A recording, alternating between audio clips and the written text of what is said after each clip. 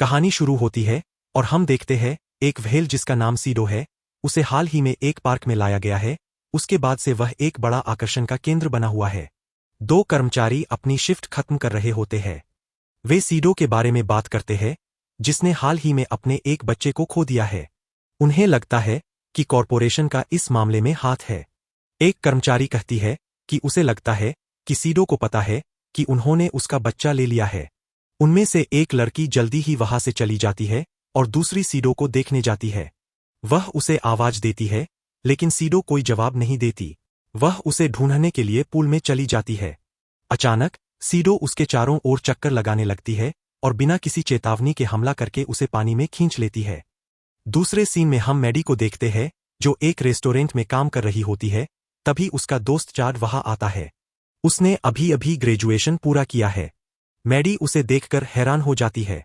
चाड कहता है कि उसे बैग का दरवाजा बंद कर लेना चाहिए। मैडी पूछती है कि क्या उसकी दोस्त ट्रिश, जो पीएचडी शुरू करने वाली है, वह ग्रेजुएशन समारोह में थी। वह पूछती है कि क्या वह इस बात से दुखी थी कि मैडी वहां मौजूद नहीं हो सकी। चाड कहता है कि उसने उसके लिए बहाना बना दिया था। उसने ट्रिश को बता दिया था कि मैडी घर पर सेलो प्रैक्टिस कर रही है। वह मैडी के लिए अगले हफ्ते होने वाली उसकी ग्रेजुएशन की गुड लक के तौर पर एक गिफ्ट लाया है। वह एक बेहद खूबसूरत लॉकेट होता है, जिसे चाड उसे पहना देता है। मैडी उस पर फिदा है और वे दोनों किस करने के लिए झुकते हैं। तभी अचानक एक बंदूकधारी लुटेरा वहां घुस आता है। चाड मैडी को बचाने की कोशिश करता है, लेकिन लुटेरा उसे धक्का देकर अलग कर देता है और मैडी से पैसे बैग में भरने को कहता है।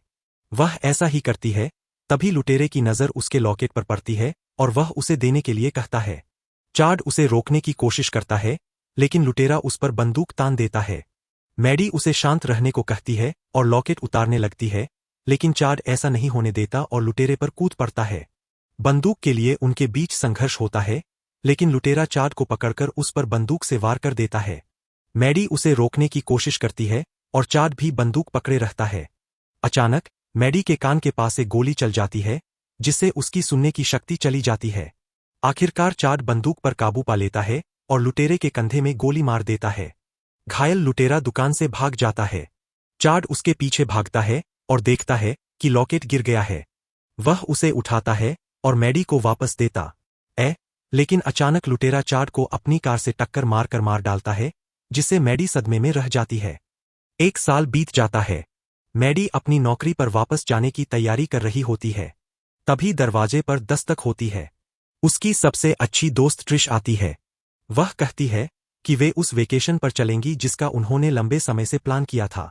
मैडी पहले हिचकिचाती है, लेकिन ट्रिश कहती है कि सब कुछ पेड़ है और खुद ही उसका सामान पैक करने लगती है। मैडी को चाड और अपनी तस्वीरें मिलती है और उनके साथ बिताए पल याद आ जाते हैं।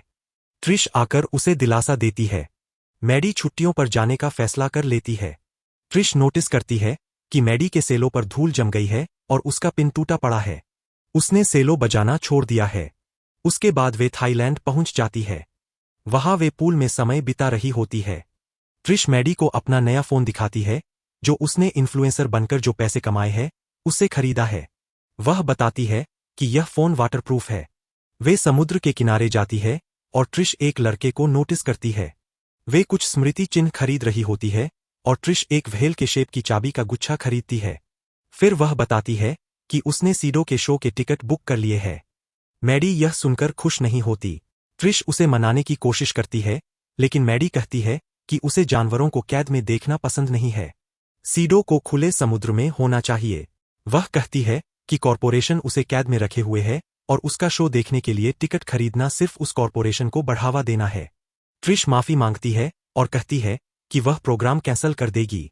समुद्र तट पर मैडी देखती है कि ट्रिश एक लड़के से फ्लर्ट कर रही है। वह वहां जाती है और सीडो के शो का ब्रोशर देखती है। जोश नाम का वह लड़का कहता है कि कॉरपोरेशन सीडो को बंदी बनाकर रखता है और वे बहुत बुरे हैं। ट्रिश उससे सहमत होती है। मैडी व्यंग्य करते हुए कहती है, फिर भी तुम तो उनका प्रचार कर रहे हो। जोश ब्रोशर लेकर उसे फाड़ देता है। मैडी और कटाक्ष करती है कि यह कॉरपोरेशन को चोट पहुंचाने का बहुत बढ़िया तरीका है। जोश कहता है कि अगर तुम सच में उनसे बदला लेना चाहते हो तो मेरे साथ रात को चलो। मैडी को हिचक है, लेकिन ट्रिश की इसमें दिलचस्पी है। रात को पार्टी करने के बाद तीनों पार्क में घुस जाते हैं। वे काफी नशे में होते हैं। जोश उन्हें सीडो के पूल की ओर ले जाता है और मैडी से कहता है कि वह आगे बढ़े और सीडो को देखे। जोश और ट्रिश पीछे रहकर मस्ती करते हैं। मैडी एनक्लोजर के सामने जाती है। कुछ देर बाद वह देखती है कि सीडो उसे देखने के लिए वहां आ गई है। मैडी उसे देखकर खुश होती है। बाहर एक सफाई कर्मचारी पार्क की सफाई कर रहा होता है। वह पूल से कूड़ा निकालने की कोशिश करता है। मैडी सीडो से बात कर रही होती है कि उसे यहां कैद करना बुरा है। अचानक उसे पानी के छपाके की आवाज सुनाई देती है और सीडो वहां से चली जाती है। मैडी घूमकर देखती है और जब वापस मुड़ती है तो उसे एक मृत शरीर दिखाई देता है। वह वहां से भाग जाती है। बाहर एक और गार्ड को भी एक शव मिलता है। मैडी जोश और ट्रिश के पास जाकर बताती है कि उसने क्या देखा। तभी एक सिक्योरिटी गार्ड उन्हें देख लेता है। वे भागते हैं और किसी तरह बच निकलते हैं। गार्ड अपने बॉस को क्लीनर की मौत के बारे में बताता है। वे उसे सीडो को खत्म करने का आदेश देते हैं। अगली सुबह मैडी की आंख समुद्र तट पर खुलती है। जोश और ट्रिश कहते हैं कि उनके पास उसके लिए एक सरप्राइज है। जोश उन्हें जेट स्की की सवारी करवाता है और समुद्र में एक सुनसान द्वीप पर ले जाता है। मैडी को वह समुद्र तट बेहद खूबसूरत लगता है और वह सोचती है कि यह इतना खाली क्यों है। जोश बताता है कि यहां बहुत पहले कुछ हुआ था, जिसके बाद से यह जगह श्रापित मानी जाने लगी। ट्रिश तस्वीरें ले रही होती है। जोश पूछता है कि क्या वह इन्फ्लुएंसर है, तो वह कहती है कि हाँ, और जब तक पीएचडी खत्म नहीं कर लेती यही करती रहेगी। जोश उसका फोन छीनकर जेट स्की में रख देता है और कहता है कि बहुत स्क्रीन टाइम हो गया। ट्रिश मैडी से उसका फोन मांगती है। मैडी ने अपना फोन प्लास्टिक बैग में रखा होता है, पानी से बचाने के लिए। जोश ट्रिश को जेट स्की की सवारी पर ले जाता है। मैडी एक फ्लोटिंग मैट पर आराम कर रही होती है। अचानक वे किसी चीज से टकराकर पानी में गिर जाते हैं। ट्रिश से मैडी का फोन पानी में गिर जाता है। मैडी डर जाती है और उन्हें ढूंढने लगती है। वे तैरकर ऊपर आते हैं लेकिन समझ नहीं पाते कि क्या हुआ। मैडी ट्रिश को अपने फ्लोटिंग मैट पर आने को कहती है। जोश जेट स्की की ओर जाता है और उस पर चढ़ जाता है। अचानक एक व्हेल हमला करके उसे वापस पानी में फेंक देती है। वह दोबारा ऊपर आने की कोशिश करता है लेकिन कोई चीज उसे नीचे खींच रही है। वह किसी तरह सतह पर आता है और लड़कियां उसे अपने पास बुलाती है। वह उनका हाथ पकड़ने ही वाला होता है कि व्हेल उसे नीचे खींच लेती है। डर के मारे वे देखते हैं कि पानी खून से लाल हो रहा है। मैडी कहती है कि उन्हें जमीन पर जाना होगा। वे धीरे धीरे पास की चट्टान पर जाने का फैसला करते हैं लेकिन व्हेल वापस आकर उन पर खून उगल देती है। वे डर जाती है और चट्टान की ओर बढ़ती है लेकिन व्हेल उन्हें रस्सी से पीछे खींच लेती है। मैडी रस्सी को पानी से बाहर निकालती है। व्हेल उनके चारों ओर चक्कर लगा रही है। वह पानी से बाहर आती है और उसका विशाल आकार देखकर उनकी रूह कांप जाती है। मैडी कहती है कि जब व्हेल उनके पास से तैरकर निकल जाए तो उन्हें चट्टान तक तैरना है। व्हेल उनकी तरफ आती है और उनके नीचे से तैरती है। ट्रिश कूद जाती है लेकिन मैडी कूद नहीं पाती क्योंकि उसके हियरिंग एड की वजह से उसके कानों में दर्द होता है। वह पानी में गिर जाती है लेकिन वापस मैट पर चढ़ जाती है। ट्रिश चट्टान की ओर तैर रही होती है और व्हेल उसके पीछे है लेकिन वह चट्टान पर चढ़ने में सफल हो जाती है। मैडी उससे माफी मांगती है कि वह उसके साथ नहीं जा सकी। वह अपना बैग ट्रिश की तरफ फेंकती है और वह उसे पानी से बाहर निकाल लेती है। ट्रिश कहती है कि जैसे ही व्हेल दोबारा सामने आए उसे कूदना होगा, लेकिन अचानक व्हेल रस्सी खींचने लगती है और मैट की हवा निकल जाती है।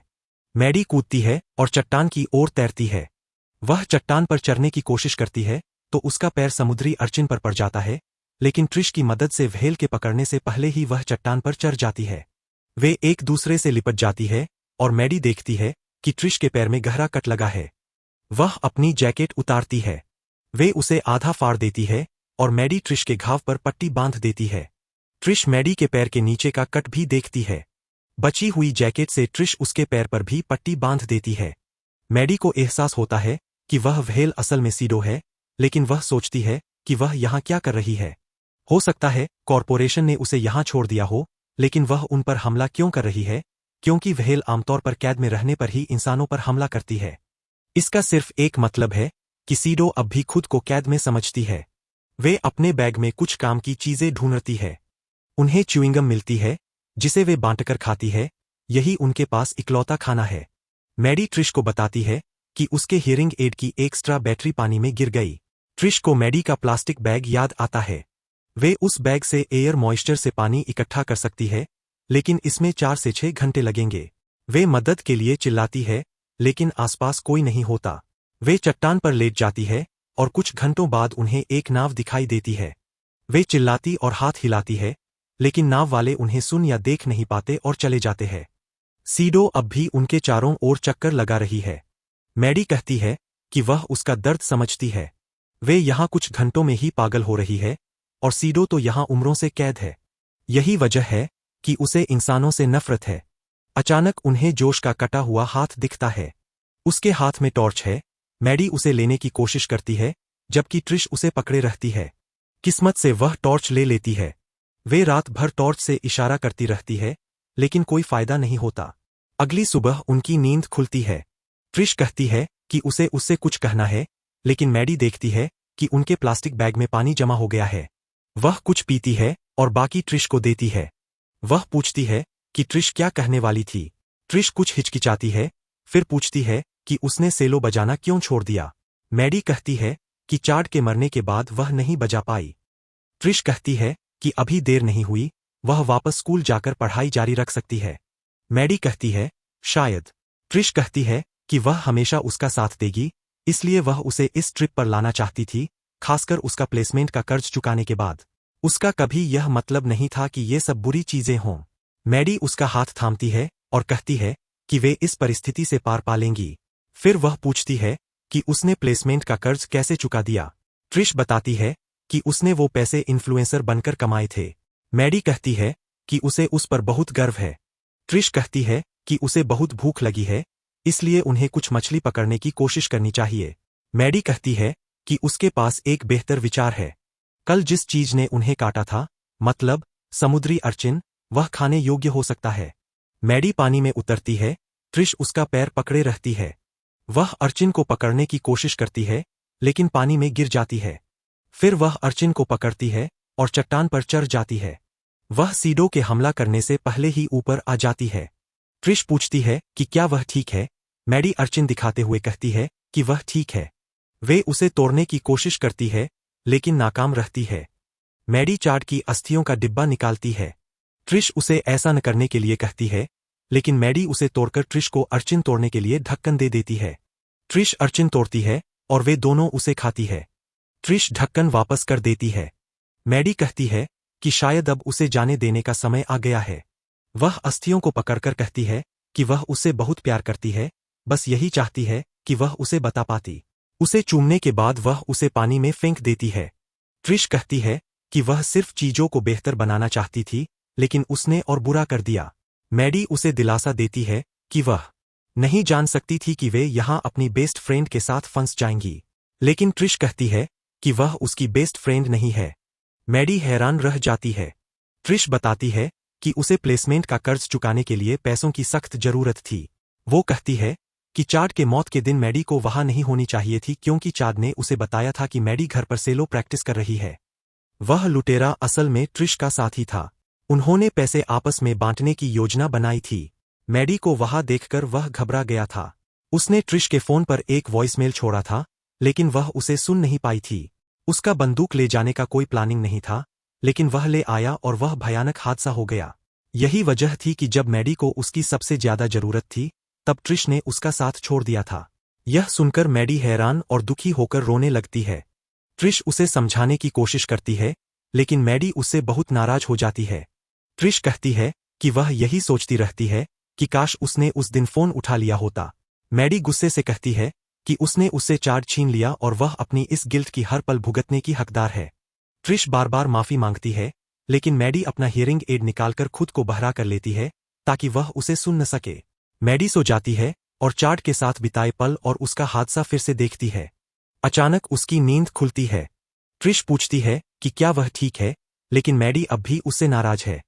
ट्रिश कहती है कि वह सब कुछ ठीक करेगी और एक प्लान बनाती है। वह मैडी से कहती है कि वह सबसे नजदीकी चट्टान पर तैरकर जाए और ट्रिश खुद समुद्र तट की ओर तैरने की कोशिश करेगी। इससे सीडो कंफ्यूज हो जाएगी और शायद उनमें से किसी पर हमला नहीं करेगी।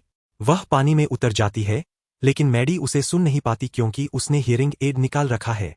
जब उसे पता चलता है कि ट्रिश पानी में है, तो वह हियरिंग एड लगाकर उसे वापस आने के लिए कहती है।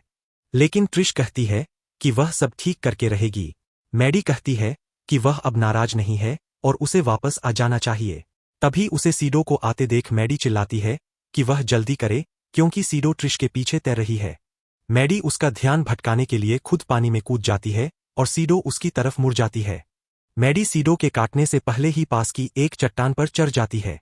ट्रिश भी समुद्र तट पर पहुंच जाती है और मैडी को चट्टान पर देखकर खुश होती है।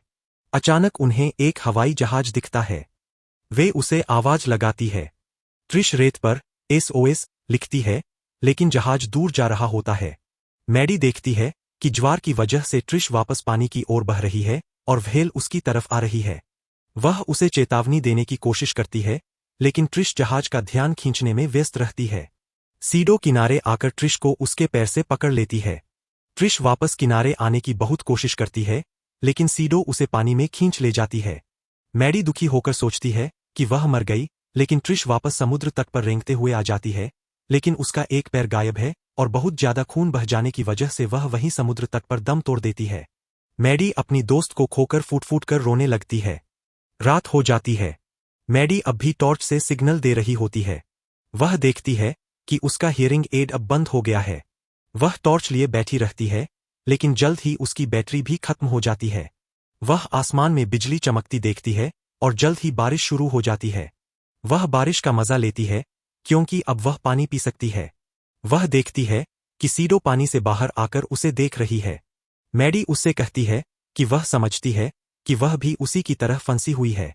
कम से कम उसने लड़ने की कोशिश तो की और यही वजह है कि उसके चेहरे पर निशान है। ट्रिश के शव को देखकर मैडी उसके पास जाने का फैसला करती है। वह पानी में उतरती है और समुद्र तट के पास एक चट्टान पर पहुंच जाती है। वह ट्रिश के शव के पास जाकर रोती है। वह उसकी आंखें बंद करती है और उसके शव को रेत में दफना देती है। फिर उसे याद आता है कि ट्रिश का फोन वाटरप्रूफ है और जोश ने उसे जेट स्की में रखा था। वह चारों ओर देखती है और पानी के अंदर जेट स्की को देखती है। वह पानी में उतरकर जेट स्की तक जाती है। वहां से बैग निकालती है और सतह पर आ जाती है। उसे पता चलता है कि ट्रिश उसका टूटा हुआ सेलो पिन भी लाई थी। वह उसका फोन निकालती है और इमरजेंसी नंबर डायल करने की कोशिश करती है, लेकिन फोन बंद हो जाता है। वह एक लाइफ जैकेट को तैरता हुआ देखती है और उसे पकड़ लेती है। थोड़ी देर में सीडो फिर से उसके चारों ओर चक्कर लगाने लगती है। मैडी वापस पानी में चली जाती है और कुछ उपयोगी चीज ढूंढने लगती है। सीडो आ रही है, इसलिए वह जेट स्की के नीचे छिप जाती है। सीडो के जाने के बाद वह अपना टूटा हुआ पिन देखती है। वह उसे हथियार की तरह इस्तेमाल करने के लिए पकड़ने की कोशिश करती है, लेकिन उसका लॉकेट एक चट्टान में फंस जाता है। सीडो वापस आ रही है, लेकिन लॉकेट के फंसने की वजह से वह पिन नहीं पकड़ पाती। आखिर में वह लॉकेट को वहीं छोड़कर अपना पिन पकड़ लेती है। जब सीडो आती है तो वह उसे सेलो पिन से वार कर देती है। घायल सीडो वहां से भाग जाती है। व्हेल के जाने के बाद वह सतह पर आती है और लाइफ जैकेट पकड़कर पानी पर तैरने लगती है। सूरज निकलते ही उसे एक रेस्क्यू हेलीकॉप्टर आता दिखाई देता है। वे उसे पानी से बचा लेते हैं। इस घटना के बाद मैडी फिर से सेलो बजाना शुरू कर देती है। तो यह थी किलर व्हेल 2006 की कहानी।